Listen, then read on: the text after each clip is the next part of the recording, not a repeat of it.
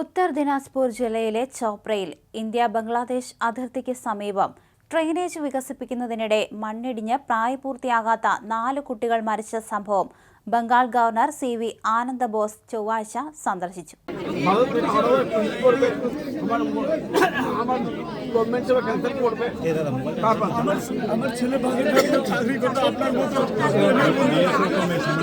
സംഭവം സംബന്ധിച്ച് തദ്ദേശവാസികളുമായും പ്രാദേശിക തൃണമൂൽ കോൺഗ്രസ് നേതാക്കളുമായും അദ്ദേഹം ആശയവിനിമയം നടത്തി.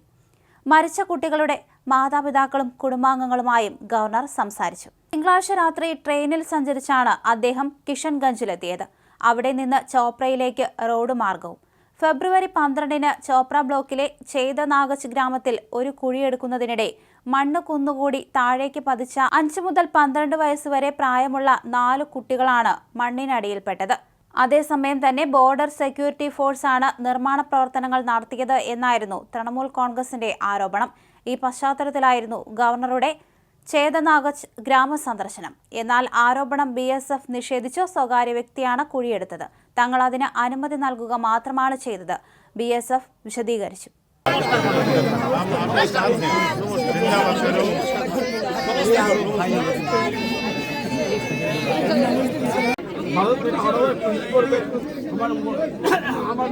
গভর্নমেন্ট সেবা ক্যান্সেল করবে আমার ছেলে চাকরি করতে আপনার মতো